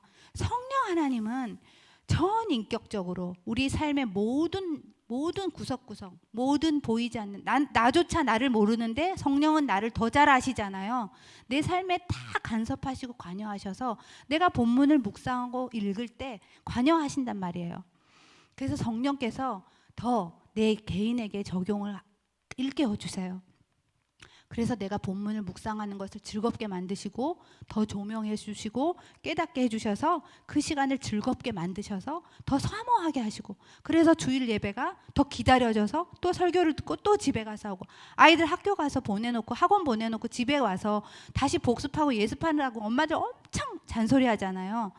근데 엄마들은 안 하잖아요. 아이들이 그래요. 학교에 가서 배워왔으면 집에 와서 자기 복습, 자기화 시켜야 되잖아요. 자기주도 학습이 되는 애들이 공부를 잘해요. 맨날 70점, 50점 맞는 아이는 자기화 되지 않아서 그래요. 이건가 저건가 피상적으로 아는 애예요. 그런데 구체적으로 면밀하게 아는 애는 100점 맞아요. 공부를 충분히 다각적으로 하는 아이는, 이게 공부를 꼭 이렇게 예화를 들여서 죄송한데 말하자면 그렇다는 거예요. 그래서 우리의 영혼의 메커니즘이 지정이 읽고 쓰고 듣고 말하고 생각하고 기록하는 메커니즘으로 만들어졌다. 성경, 책, 활자로 주신 이유가 있다라는 것이에요. 수많은 것으로 계시된 말씀을 하나님이 우리에게 주실 수 있었는데 왜 하필 종이로 된 활자로 된 책으로 주셨을까요? 성경을 계시된 말씀으로 주셨다는 건 우리의 속성이 그렇다는 것이고, 일반 은총 가운데 가장 탁월한 도구는 책이에요. 독서. 그래서 세상 사람들도 책은 읽게 하려고 하잖아요. 엄청나게. 그리고 세상 사람들도 끊임없이 책을 읽으라 하는 것은 누구도 마다하지 않아요. 누구도 싫어하지 않고. 그것은 본능적으로 인간의 속성이 그런 메커니즘으로 있다라는 걸 세상도 다 아는 거예요. 그러면 우리는 더 하나님이 우리에게 주신 이 축복의 조건들을 더 독점하고 더 누려서 세상을 이길 수 있어야 되잖아요. 그래서 우리는 이 알매 지식을 가르쳐주는 책을 읽어야 되고, 또 알매 지식을 가장 가르쳐주는 빠른 속도가 활자예요. 요즘은 그런데 미디어를 통해서 사람들이 많이 배우려고 하고 인식을 하죠. 그래서 사실은 이것이 우리 그리스도인들에게는 굉장히 문제예요. 미디어를 거리두기 하지 않으시면은, 물론 하나님이 이 시대에 그런 것들을 허락하신 이유도 있겠죠. 우리가 잘 선용하면 그런 것도 좋은 쪽으로 우리가 발전하고 좋은 것으로 선용할 수 있어요. 그러나 이것이 악용이 되거나 어떤 선을 지나치게 범주를 넘어서면 그리스도인의 경건의 삶에 굉장히 방해가 된다. 그래서 미디어를 통해서만 우리가 배우려고 하는 것이 아니라 본디 인간에게 주신 속성으로 공부해야 된다. 그리고 우리는 말을 하고 언어를 통해서 삶이 만들어지고 빚어지잖아요. 인간이 만들어지죠. 그것은 바로 활자와 같은 연속성 상에 있는 것이죠. 그래서 이것이 잘 어우러질 때 내 삶의 행위, 알고 이해한 것이 말하고 그 다음에 내 행위로 나가는 거거든요. 그러니까 내 존재 안에, 영혼의 존재 안에 있는 이 의식의 사고 자체가 빚어지는 것이 제일 1순위로 중요한 거예요. 그래서요, 여러분들에게 강조하고 싶은 내용은 우리의 영혼의 메커니즘이 다른 것으로 되어져 있지 않다라는 걸 분명히 인식하고 좋은 글을, 성경을, 책을 읽는 것이 그리스도인의 경건한 신앙과 삶에 엄청난 매개체라는 것을 놓치지 않으셔야 된다. 그래서 책을 통해서 부지런히 읽고 사유하다 보면 자기 영혼만 존재하는 게 아니라요, 저는 경험했어요. 제 속에 있는 저조차 알 수 없는 하나님이 이미 태생적으로 저에게 주셨던 고유한 은사, 내 속에 있는 잠재력, 내 속에 있는 상상력, 창의력까지도 발견하게 된다는 것이에요. 내가 이런 존재였어? 내가 이런 사람이었어? 라는 걸 발견하게 된다는 것이죠. 그래서 세상 사람들도, 하나님 알지 못하는 일반적인 사람들도 이러한 작업을 끊임없이 하는 사람, 예술의 경지에, 철학적 사고 안에 그런 사람들을 보면 엄청난 그 결과물들을 만들어내잖아요. 안타깝게도 그들이 성령 하나님을 만나지 못해 회심을 못했을 뿐이지 굉장히 하나님의 은총을 누리는 사람들이 많잖아요. 세상에서도. 우리는 특별 은총을 누리고 일반 은총까지 누릴 수 있는데, 그래서 우리에게 가지고 있는 내 속에 잠재되어 있는 능력을 엄청나게 발휘하고 발견하게 돼요. 저는 여기에 자녀 양육의 키포인트가 있다고 생각해요. 이렇게 해라 저렇게 해라 할 필요가 없어요. 저는 철저히 이것을 아이들을 중등 시절부터 배워서 깨달아서 그걸 적용했기 때문에 철저히 아이들에게 신앙 우선, 예배 우선, 말씀 중심, 말씀을 읽고 듣고 서로 저와 말씀을 나누는 시간을 철저히 우선순위로 두었어요. 그리고 그 아이가 가지고 있는 재능과 은사가 무엇일까를 하나님 앞에서 발견할 수 있도록, 스스로 발견하고 부모가 보아서 발견하고 하나님이 가르쳐 주시도록, 그래서 자기의 영혼이 어떤 존재인지를 끊임없이 아이들에게 가르쳐 주는 거예요. 앞에 제가 서두에 말한 내용들을 아이들에게, 딸에게, 아들에게 끊임없이 얘기해 주는 거예요. 너는 이러한 존재다, 이러한 영혼이다. 그래서 읽고 생각하라고, 생각한 대로 삶은 살아가게 되어져 있다고. 그리고 너에게 하나님은 이미 고유한 은사를 주셨어. 무엇이든 잠재력을 주셨다는 것을 깨달아라. 그러면서 이제 아이들을 양육했는데, 자, 하나님의 그래서 이렇게 본질적인 하나님의 속성을 깨닫게 되니까 어떤 유익이 따르냐면은 정말 하나님이 나의 영혼을 이렇게 빚으셔서 내가 이렇게 하나님을 만나고 나니까 다른 어떤 것을 할 때의 기쁨이 없더라고요. 그러니까 물론 세상을 살면서 우리가 기쁘잖아요. 자녀를 양육하면서 기쁠 수도 있고, 맛있는 거 먹으면서 기쁘고, 좋은 차를 바꿀 때 기쁘고, 아파트 평수가 늘어나도 기쁘고, 얼마나 기쁜 일이 많아요. 그런데 그런 때보다 비교할 수 없는 내 영혼의 존재가 하나님의 진리를 사유할 때의 기쁨은 비교할 수 없는 거라는 걸 깨닫게 됐어요. 그래서 성도가 자기 하나님의 말씀으로 내면화되어서 변화된 삶이 이렇게 중요하구나. 이렇게 독보적인 삶을 살 수가 있구나. 너희가 믿음의 장성한 분량에 이르러라는 하나님의 말씀이 이거구나라는 걸 깨닫게 됐어요. 너희가 믿음의 장성한 분량에 이르러라는 것은 너의 영혼이 어떤 존재를 깨달으라는 것. 하나님의 말씀으로 그리고 분별해서 세상을 살아갈 수 있는, 그리고 세상이 감당할 수 없는 존재가 된다 그랬잖아요. 그게 이런 거구나라는 것을 깨닫게 되었어요. 여전히 저도 부족해서 아직도 터무니없이 그런 존재에 아직 가까이 가지 못했지만, 저는 열심히 지금도 부지런히 노력해서 정말 세상이 감당할 수 없는 그런 영혼의 존재로 제 생을 살고 싶어요. 자, 그런 유익이 있었고, 복음의 말씀을 또 좋은 글을 통해서 계속 주워 담아서 퍼즐 맞추듯이 제 것으로 내재화하고 질서 정연하게 정리하고 내용을 정돈시켜 나가니까 제 삶에 이 복음이 반영이 되기 시작할 때 나의 언어화 되어진다는 거예요. 주워 들은 언어가 아니라 또 어디서 다른 사람을 통해서 들어서 마치 복제하듯이 주문 외우듯이 복음을 설명하고 전달하는 것이 아니라 나만의 언어로 복음을 설명할 수 있고, 나만의 삶의 배경과 맥락 안에서 상대방의 삶의 맥락을 이해하고 충분히 공감하면서 복음의 내용을 설명할 수 있고 나눌 수 있는 사람이 되어 간다는 것이에요. 이거 굉장히 놀라운 경험이었어요. 그러면서 제가 다른 사람들과 이 복음을 나누기 시작하는데 제 입이 제가 하는 게 아닌 것 같은 거예요. 하나님이 내 입술을 만지시고 있구나. 내 입술을 통해서 이 복음의 내용을 상대방에게 인격적으로 전달할 수 있도록 정교하게 준비시키셨구나. 이런 생각이 막 들 정도로 내가 어떻게 이런 복음을 이렇게 설명하고 있지? 스스로 놀라운 거예요. 그러면서 나만의 언어로 복음을 설명할 수 있고 다양한 삶의 맥락에 맞게 나의 복음을 설명할 수 있고 전할 수 있는 사람이 되어 가더라는 것이죠. 이것이 성령 충만이 아니고 어떤 게 성령 충만이겠어요? 우리는 성령 충만 주시옵소서, 성령 충만 주시옵소서 이렇게만 하지, 성령 충만하려고 하는 하나님이 이미 우리에게 주신 그 속성을 통해서 노력하지 않았다는 것이죠.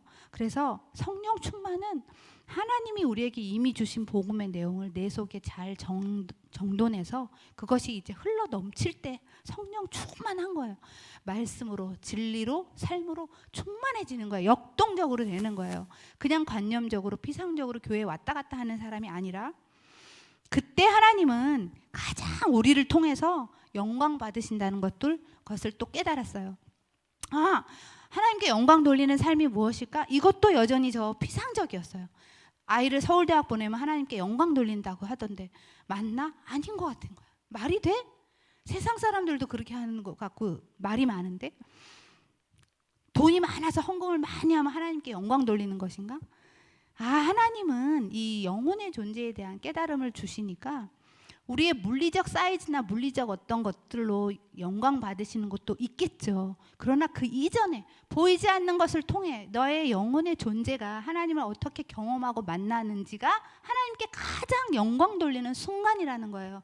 하나님을 가장 영혼의 존재로서 하나님이 나를 만드신 분, 그리고 나의 그 피조된 피조물이 원래 나의 존재 본질을 깨달은 것이 가장 하나님께 영광 돌리는 순간이에요.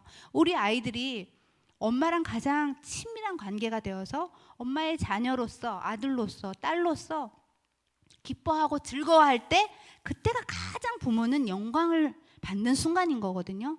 만약 여러분들이 아이가 서울대학을 가고 아이가 돈을 많이 줘서 내가 명품 가방을 사고 이게 나에게 영광 돌린다고 생각을 세상 사람들은 하죠. 그러나 우리는 내 영혼이 하나님이 본질적으로 만드신 것을 깨달을 때가 가장 하나님이 나를 통해서 영광 받는다는 것이에요. 그런데 그런 존재가 된다는 것을 알게 되니까 어때요? 물리적인 것도 더 하게 되는 것이죠. 더 열심히 살아서 하나님 나라에 기여하려고 하고, 열심히 교회를 세우고 봉사하고, 교회를 세우고 전도하고 선교하는데 하고 싶어지는 것이죠. 왜? 그것이 다 영혼을 살리는 어떤 방편들이니까요. 그죠? 그래서 그 방편을 열심히 잘 하려면 방편을 하는 원인이, 근본적 원인이, 이유가 뭔지를 알아야 되잖아요. 그러니까 더 잘하게 되는 거예요. 더 열심히 하게 되는 거죠. 아이들이 자기 존재를 깨닫고 자기의 은사, 재능을 발견해서 자기 스스로가 자기 주도 학습하는 애들은요, 날마다 밤새워 공부를 해도 공부가 즐거운 거예요.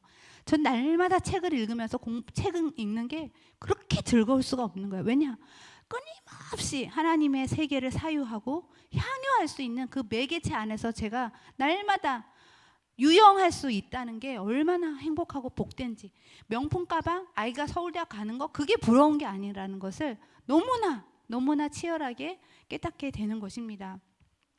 그래서 우리는 우리의 존재론적 가치, 우리의 영혼의 의미와 가치가 어디에 있는지를 질문하고 깨닫고 하나님을 경험하는 것이 중요하다.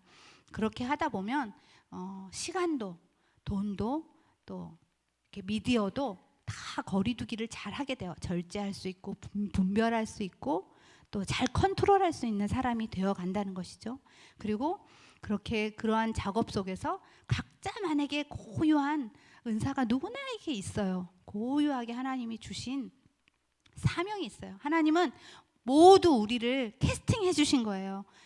캐스팅한 거예요. 우리가 배우만 캐스팅을 당하는 게 아니라 하나님은 우리를 여기로, 이곳으로, 거듭난 자아로, 그래서 우리에게 각자만의 고유한 성품과 자기 삶의 맥락 안에서 고유한 소명, 사명이 있어요.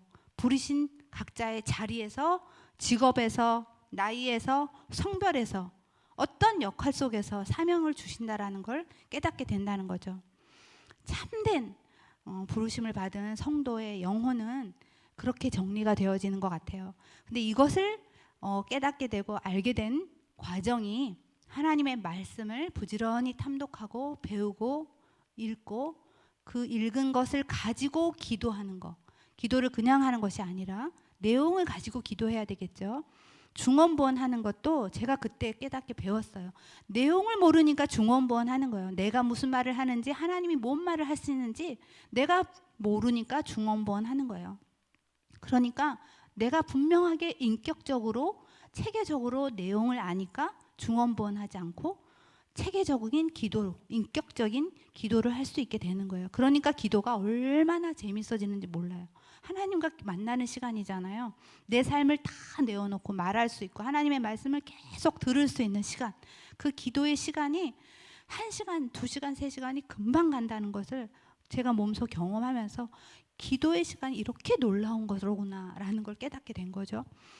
그래서 이것은 어떠한 이 말씀을 잘 읽고 좋은 글을 읽는 이 작업만 충분히 꾸준히 하셔도 이건 선순환적으로 당연하게 오는 거예요. 왜냐, 하나님이 그 메커니즘으로 일을 하시기 때문이에요. 그래서 그런 독보적인 존재가 되어질 수 있다. 그리고 각자 자기 삶의 반경이 있잖아요. 삶의 장소가 다르고 직업이 다르고 각자 자기의 사적 공간이 다르고, 그래서 여러분들이 그러한 시간들조차도, 장소조차도 내 삶의 모든 여러 가지 현상 안에서도 자기 자신을 이제 컨트롤하고 재배열하면서 더 하나님의 말씀과 좋은 글을 읽는데 시간을 안배하고 투자할 수 있는 그런 사람이 되어 갑니다. 저는 그랬어요. 분명히 그렇게 되셔야만 합니다. 그래서 저는 그렇게 독서를 통해서 제 삶이 이렇게 꾸준히 이루어져 왔어요. 그래서 여러분들에게도 독서, 좋은 글을 통해서 자기의 영혼이 어떤 존재이고 자기의 영혼을 돌보는 독서를 꼭 하셨으면 좋겠어요. 나의 영혼을 먼저 돌볼 수 있는 사람만이 타인의 영혼을 돌볼 수 있다. 자녀도 남편도 타인이잖아요. 엄마가 충분히 그런 이해를 가지고 있는 사람은 자녀를 그렇게 함부로 노하게 하지 않아요. 철저히 인격적으로 양육할 수 있고 철저히 타인의 영혼을 돌볼 수 있는 사람이 되는 것이죠.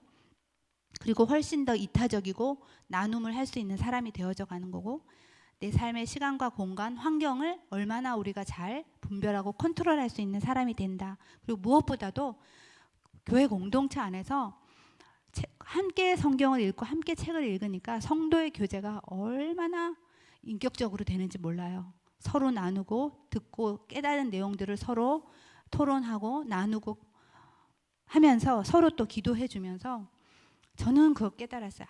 교회 공동체 안에 하나님이 성도의 교제로서 주신 가장 탁월한 방식이 독서 모임이구나라는 걸 깨달았어요. 독서를 통해서 성경을 같이 함께 읽고 또 좋은 책을 통해서 함께 읽고 나누고 또 나누는 그런 시간을 통해서 우리가 한 사람 한 사람의 인격적인 모습을 보고 또 서로가 도전받고 자극받고 또 서로의 삶의 모습을 이해하게 되고 삶의 배경을 전에는 추측했고 짐작했던 것들을 분명하게 알게 되면서 서로 다시 납득이 되고 오해가 풀리고 또 서로 배려를 하게 되고 가진 것을 나누게 되고 이런 독서 모임을 통해서 엄청난 일들이 벌어져요. 그리고 무엇보다도 병들었던 잃어버렸던 자기의 영혼을 찾게 돼요. 길을 잃었던 영혼의 존재가 어떤 영혼이었는지를 찾게 되는 것이죠. 그저 그냥 신앙생활하고 교회 왔다 갔다 했던 영혼이 길을 몰라 방황하던 영혼이 길을 찾게 되고 분명한 자기 노선, 자기 삶의 방향을 갖게 되는 것이죠. 그래서 성도의 교제 중에 독서 모임이 얼마나 탁월한 성도의 교제의 방편인지를 깨닫게 되었어요. 물론 독서하는 방식을 여러 방식으로 아이디어를 내서 할 수 있어요. 그래서 그러한 모임도 많이 하시면 좋을 것 같아요. 왜냐하면 그러한 것들을 이렇게 자기의 습관으로 완전히 장착하기까지는 또 시간이 걸리잖아요. 우리가 흔히 다들 뭐라 그러죠? 이렇게 금방 작심삼일 예. 혼자 개인이 하다 보면 잘 못하게 되는 경우도 많잖아요. 우리가 많이 시행착오 하잖아요. 그래서 함께 모여서 하다 보면 훨씬 더 순항할 수 있다라는 것을 꼭 기억했으면 좋겠고, 이제 시간이 3분밖에 안 남았어요. 그래서 제가 아주 빠른 속도로 이렇게 독서를 하면 유익한 하나님이 주시는 은총을 아주 짧게 키워드만 나눠드릴게요. 독서를 통해서 얻은 유익 은총은 제가 아까도 말씀드린 것은 진리가 너희를 자유하게 하리라. 이 말씀만이 아니라 성경의 모든 말씀이 그저 피상적이고 관념적으로 있었던 저에게 굉장히 역동적이고 인격적이고 그다음에 구체적으로 다가오기 시작했어요. 말씀을 구체적으로 읽기 때문에 말씀을 관념적으로 내버려 두는 것이 아니라 말씀에 푹 들어가니까, 그리고 하나님과 깊이 교제하려고 노력하고 사유하기 때문에 생각하면서 읽고 생각하면서 기도하고 생각하면서 하나님의 말씀을 탐구하니까, 그래서 진리가 너희를 자유하게 하리라 이 말씀뿐만이 아니라 성경의 모든 말씀이 명제가 아니라 구체적인 하나님의 메시지로 와닿기 시작했다는 것이죠. 그래서 나의 영혼의 정체성이 분명해진다. 독서는 자기의 영혼의 정체성을 분명하게 해줘요. 우리도 세상은 그냥 살 때 우리가 신앙이 없어도 사람들도 누구나 자기의 정체성부터 얘기하잖아요. 자, 그리고 진리를 이렇게 늘 사고하려고 하는 사람이 되다 보니까 내 삶의 모든 일어나는 일들에 대해서 섭리를 믿는 사람으로서 너무 조급하거나 쉽게 판단하거나 쉽게 이렇게 결정하려는 것을 내려놓게 되는 거예요. 계속 끊임없이 조금 더디더라도 하나님 앞에 가서 묻고 생각하고 또 하나님 앞에 가서 질문하는 그런 사람이 되어 가더라는 것이죠. 그래서 더 기도의 시간에 더 시간을 물리적 시간을 더 할애하게 되더라는 것이에요. 기도가 힘들었어요. 기도가 잘 안 됐어요. 10분 앉아 있는 것도 힘들고, 물론 회중해서 같이 기도할 때는 억지로라도 되죠. 그러나 따로 혼자서 따로 기도하는 시간은 과연 여러분들 하루에 몇 분 하세요? 1시간 하세요? 2시간 하세요? 10분 하기도 저는 너무 어려웠거든요. 그런데 이 작업을 가지면서 제가 변화되어져 가니까 당연히 그 내용을 가지고 기도의 자리에 앉을 수밖에 없는 거예요. 그래서 물리적인 기도의 시간이 자연스럽게 늘 수밖에 없다. 그러면 성령께서 어떻게 하겠어요? 기도의 자리에 앉아 있는 저를 내몰라 하시겠어요? 성령께서는 반드시 기도의 자리에 앉은 저를 통해서 일하시고 더 강력하게 하나님이 인도하신다라는 것을 깨닫게 된다는 거죠. 이 순환 논리를 절대 잊지 않으셨으면 좋겠고, 또 아까도 말씀을 드렸지만 시간 우선순위를 예배와 기도와 말씀과 이 경건의 연습에 우선순위를 두니까 쓸데없이 제가 쓸데없는데 시간을 들이는 거, 뭐 관계를 통해서든 쇼핑을 하든 시장을 보던 왜 우리가 왜 TV를 보던 낮잠을 자던 핸드폰, 이게 쥐약이잖아요. 계속 핸드폰 보고 홈쇼핑 보고, 우리 교회 독서 모임에서 집사님 권사님들이 얼마나 많은 분들이 유튜브 홈쇼핑 중독이라고 고백했는지 몰라요. 얼마나 많은 분들이 하루 종일 그걸 보고 하루가 다 갔다고, 아침 애들 보내놓고 그때부터 보고 눈 뜨니까 정신 차리면 5시래요. 그때부터 밥하고, 그런 고백을 제가 들으면서 우리가 얼마나 이 시간, 자기 습관이 중독이 무서운지. 그래서 여러분들 디지털 디톡스 하셔야 돼요. 그래서 내가 지금 경건의 연습을 위해 내 영혼에게 지금 무엇을 지금 계속 집어넣고 있는지, 짧은 영상들을 통해서 내 영혼이 지금 갉아먹히고 있는 거거든요. 정말 하나님의 진리를 통해서 내 영혼이 그런 것들을 다 빼내셔야 돼요. 작업을 하셔야 돼요. 디톡스 하셔야 되고, 그래서 시간, 습관 그런 것들을 심플하게 만드시고 규모 있게 만들어서 정돈해서 더 경건의 연습 시간에 집중할 수 있도록. 어차피 우리가 기독교인 그리스도로 부르심을 받은 우리는 소수예요. 그리고 많은 사람이 가는 길이 아니에요. 좁은 길이라고 하셨잖아요. 그렇기 때문에 저 사람들도 안 하고 저 사람들도 안 하는데 나만 그럴 필요 없어요. 내가 하면 돼요. 그냥 나는 하면 되는 거예요. 옆에 뒤에 좌우 돌아볼 필요 없어요. 주님이 옳다 하셨으면 그 옳은 길만 보고 가시면 돼요. 그 옳다고 하신 방법대로 가면 되는 거죠. 그래서 지나치게 주변에 휘둘릴 필요 없다. 다시 내 삶을 재배열하셨으면 좋겠고, 그렇게 하다 보면 삶이 심플해지는 만큼 물질적인 것도 규모가 생겨요. 그래서 오히려 좋은 책을 사보는데 돈을 쓰게 되지, 맛집 돌아다니고 좋은 옷, 좋은 명품 가방 이런 데에 지나치게 물질을 사용하지 않게 돼요. 오히려 더 좋은 글을 읽는 데에 돈을 쓰고 싶어지게 되고, 그게 훨씬 더 돈이 적어요. 그리고 이웃에게 내 삶의 내용을 나누고자 하는 마음이 생기니까 물질도 그렇게 흘러가는 삶이 된다라는 거. 그리고 인간적인 관계도 굉장히 심플해져요. 내가 누구인가를 알게 되면 나는 누구를 만나야 하는가, 내가 만나는 사람들과 나는 어떻게 관계를 맺어야 하는가, 나는 어떤 사람들을 통해서 내 삶을 더 윤택하게 할 것인가, 나는 그리고 누구를 만나서 전도할 것인가에만 집중하게 되기 때문에 삶의 인간관계조차도 굉장히 단순해진다.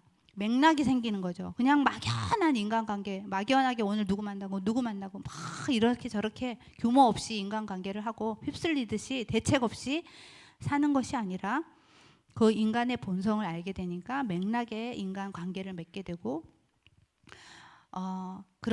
그래서 상처받는 일도 현저히 드물게 되는 것이죠. 세상에 사람들이 인간관계, 사회, 조직사회 문제 때문에 심리 그런 자기개발서가 너무나 많이 쏟아지고 나오잖아요.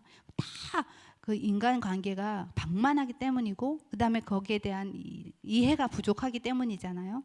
그래서 이런 좋은 글을 읽으면 인간 관계를 이해하고 공감하고 현상을 읽어낼 수 있어지기 때문에 맷집이 생긴다. 그리고 세상 사람들, 나뿐만 아니라 세상 사람들이 얼마나 불행하고 죄인이라는 거에서 또 우리가 시작을 할 수 있잖아요. 그래서 그런 사람들, 인간에 대한 이해를 알게 된다.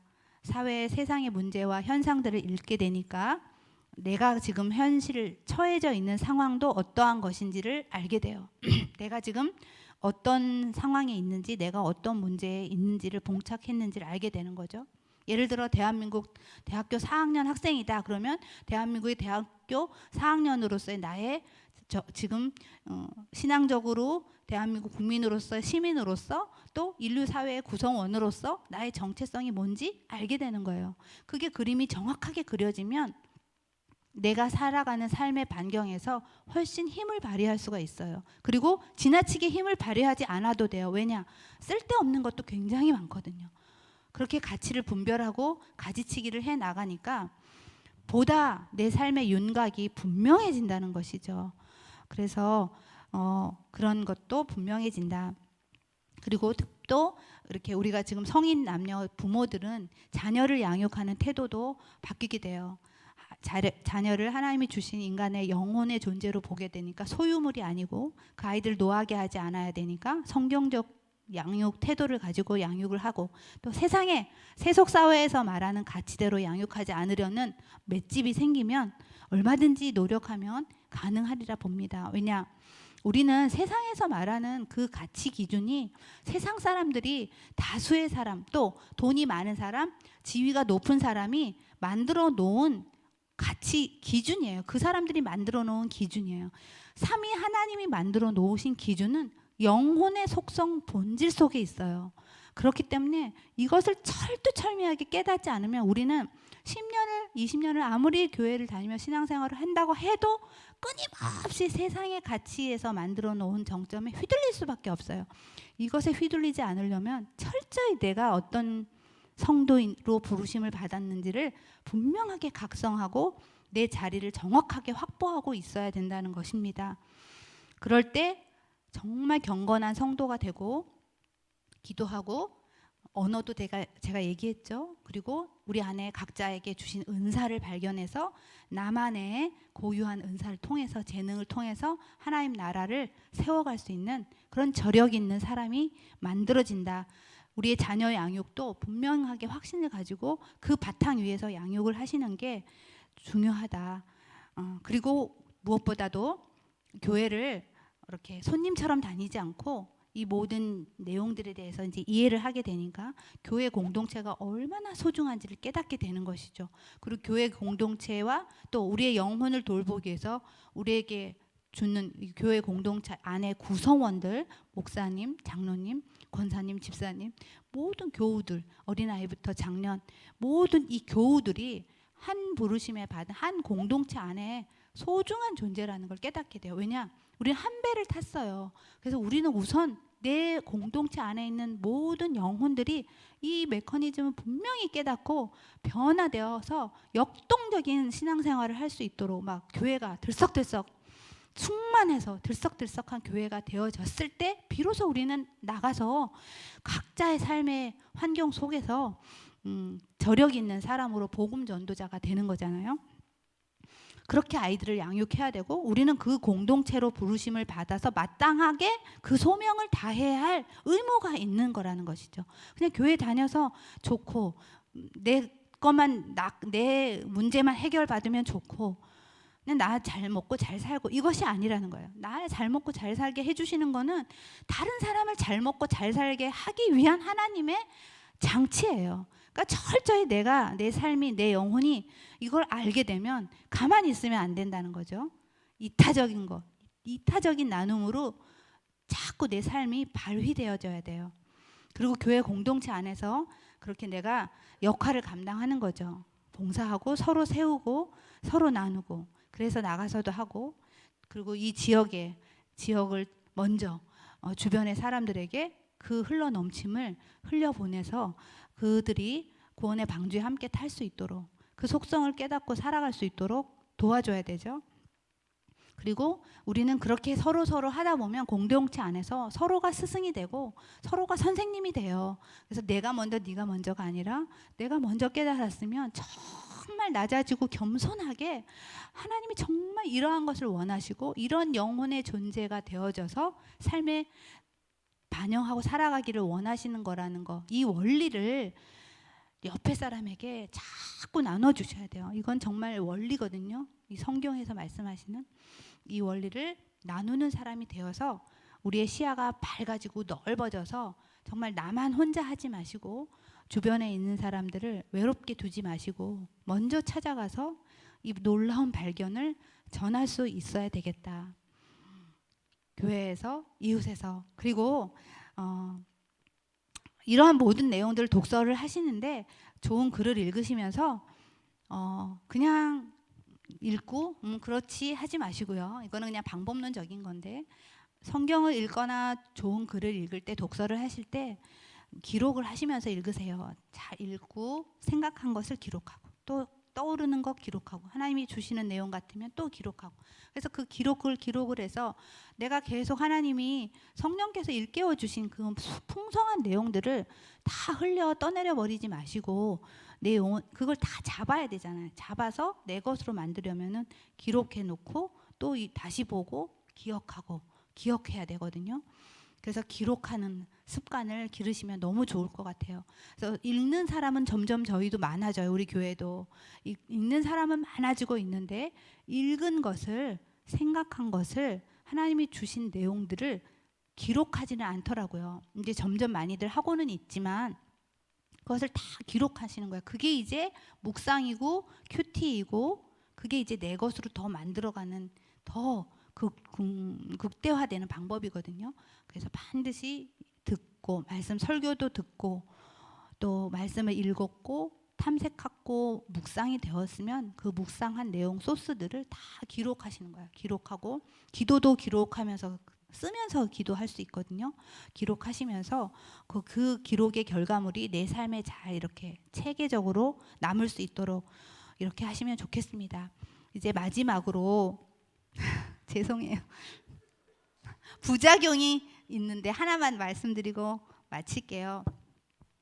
독서, 성경을 열심히 읽는 부작용이 있어요. 저도 그 부작용의 경계선에 있을 때 정말 성령께서 가르쳐 주신 것 같아서 이러면 안 되겠지 했어요. 뭐냐면 성경만 읽는 거예요. 그러면서 이 지식이 뭐 성경의 내용이 너무만 아는 것 같은 거예요. 충분히 내용 스토리도 충분히 아는 것 같고 교리적 내용도 막 내가 너무 많이 잘 아는 것 같아요. 그러니까 막 그게 너무너무 주변의 사람들에게 말하고 싶은 거예요. 교회 가면 말하고 싶은 거예요. 그러니까 굉장히 교만해져요. 그리고 교만해지고 맥락 없이 막 자꾸 사람 붙잡고 말하고 싶어지고 그럼 굉장히 무례한 사람이 되는 거예요. 그리고 전도를 한답시고 나가서 자꾸 이 복음의 내용을 막 설명하면서 그 사람의 삶의 내용도 모르면서 그래서 그 사람이 저보고 어떤 사람에게 제가 복음 전도를 했으면 좋겠다고 집사님이 하셔서 제가 따라가서 그 사람에게 얘기를 했는데 그분이 저한테 다시는 저를 만나고 싶지 않다고 했대요. 뭐였냐면 저는 그 사람의 삶의 내용조차도 잘 알지도 못하면서 내가 가지고 있는 것이 답이다라고 막 떠든 거예요. 그러니까 얼마나 상대방이 무례하게 느꼈겠어요. 그래서 제가 그런 경험들도 했고 그런 시행착오를 거치면서 지식은 사람을 굉장히 교만하게 해요. 그리고 자기도 몰라요. 그 순간에는. 그래서 우리는 먼저 하나님이 주신 아는 지식은 우리에게 교만을 주는 장치가 아니라 철저히 더 지하 땅굴을 뚫어서라도 겸손을 장착하라는 장치예요. 정말 더 많이 아는 만큼 겸손해지는. 그래서 하나님을 아는 지식이 더 겸손해지면 점점 더 이타적인 삶이 되면서 그 부작용으로부터 탈피할 수 있다. 그래서 그런 자기 스스로도 그런 경계선에 있을 때 잘 캐치하셔서 교만하지 않아야 되고 또 함부로 교회 사각지대 보인다고 하면서 나 이런 거 읽었는데 이렇다더라 하면서 함부로 말하는 사람이 되면 안 돼요. 막 말하고 싶어지거든요. 보이거든요. 느껴지는 거예요. 함부로 말하면 안 된다. 왜? 교회 공동체도 우리 사람들의 이 구성원도 다 그 맥락이 있는 거잖아요. 그 다 각자 삶의 내용들이 다 다르잖아요. 그리고 신앙의 단계도 다 다르고 성별도 다르고 인격적으로 성장하는 과정도 다 다르게 하나님이 일하시고 있잖아요. 그런데 거기다 대고 막 우리가 말하면 안 되잖아요. 배웠다고 알았다고. 그래서 좋은 글을 읽는 사람은 지극히 겸손해진다. 그리고 함부로 말하지 않는다는 것을 꼭 말씀을 드려야 되겠네요. 그래서 이 독서는요, 신앙생활의 안전벨트예요. 신앙생활의 안전벨트. 우리가 바지가 흘러내려가면 안 되니까 바지춤을 바로 세우기 위해서 벨트를 차잖아요. 안전벨트예요. 다 내 신앙생활의 안전장치가 독서예요. 이 독서라는 단어에는 첫째는 항상 성경을 읽고 묵상하는 거예요. 성경을 읽고 묵상하고 좋은 글을 읽어서 내 삶에 잘 적용하는 거. 안전벨트라는 것을 꼭 기억하셔서 지금 나는 어떤 상태에 있는가, 내 영혼은 지금 나는 무엇을 하며 시간을 보낼 때 즐거운가, 나의 쾌락적인 지점을 한번 떠올려 보세요. 나는 언제 시간을 가장 많이 보내는가, 어디에? 나는 어디에 정말 소망을 두고 살아가고 있는가? 질문은 끝도 없이 나와요. 제가 써보니까 엄청 질문은 많이 나와요. 우리는 질문하는 인간이기 때문이에요. 질문해 보세요. 자기 스스로에게 나는 지금 어떤 상태에 있는지, 내 영혼의 상태가 점검하셔서 어서 회복하시는 이 방법이 독서라는 것을 꼭 기억하셔야 됩니다. 생각하시고 생각을 연결하시고 또 다른 생각들이 들어오는 것을 잘 분별하시고 또 새로운 생각들을, 모티브를 제공해주면 또 한번 궁금해하고 호기심을 가지고 또 찾아보고 공부하고 또 물어도 보고, 그런 생각과 느낌과 지식과 내게 주시는 어떤 통찰된 그런 의미들을 그저 흘려보내지 마시고 나의 생각으로 잘 잡아두면 그것이 언젠가는 쌓여서 폭발하게 돼요. 그게 성령 충만이에요. 포텐이 터져요. 하나님의 말씀과 하나님의 그 세계로. 그게 하나님이 저를 통해서 영광 받는 순간이에요. 나의 영혼을 통해서 하나님이 영광을 받는 거예요. 내 존재를 알고 하나님의 말씀으로 충분히 묵상하는 그 존재. 그때가 나를 가장 나다운 나, 자기다운 나를 만나는 거예요. 철저히 자기를 이해하는 순간, 나다운. 그래서 세상 사람들도 끊임없이 자기를 찾으려고 추구해요. 자아 성찰을 하고 자기다운 자기가 누구인지를 막 사람들이 철학을 통해서 예술을 통해서 엄청 심취해요. 그러나 그들이 못 찾는 것은 성령 하나님 안에서, 진리 안에서 찾지 못하기 때문이잖아요. 우리를 애초에 피조하신 창조주 하나님, 나는 피조물에 불과한, 그래서 창조주 하나님의 메커니즘 안에서 발견하지 않으면 이걸 찾을 수 없는 논리를 분명하게 오늘 잡으시고 철저히 생각하고 사고하고 읽고 듣고 묵상하고 기록하게 한 하나님이 내 본질적 속성이라는 것을 깨달으시고, 오늘 이후로는 여러분들 다 잘하고 계셨겠지만 꾸준히 매 순간 지속적으로 정말 우리가 하나님 나라 갈 때까지 우리의 물리적 모든 요소들을 가지치기 하시고 물리적 환경을 다시 재배열해서 경건의 연습에 집중하고 몰입하는 사람이 되면 세상이 감당할 수 없는 존재가 된다는 것을 저는 분명하게 저를 통해서 조금 경험하고 있어요. 많이는 아니고. 그래서 여러분들 꼭 이 작업에 집중하는 모든 성도님들 되셨으면 좋겠습니다. 감사합니다. 너무 길게 해서 죄송합니다. 너무 길게 해서 죄송합니다. 제가 기도로 마치겠습니다. 하나님 아버지 감사합니다. 참 감사합니다. 우리를 하나님의 형상으로 빚어주셔서 진리를 알게 하시고 듣게 하시고 깨닫게 해주시고 살아내게 해주셔서 감사합니다. 본디 말하고 생각하고 고민하고 의심하고 회의하고 통찰하고 급기야 향유하게 해주셔서 감사합니다. 인생의 모든 순간과 모든 날들 동안에 진리를 깊이 탐구하고 즐거워하고 사랑하는 우리들이 되게 도와주시옵소서. 우리의 공동체가 그 작업에 집중하고 몰두해서 이타적인 삶, 세상의 복음을 전하고 세상에 죽어가는 많은 영혼들을 살리는데 도구가 되게 도와주시옵소서. 평생 공부하고 평생 예배하는 평생 복음 전도자, 평생 예배자가 되게 도와주시옵소서. 우리의 남은 생애를 진리의 파수꾼이 되게 도와주시옵소서. 예수님의 이름으로 기도합니다. 아멘.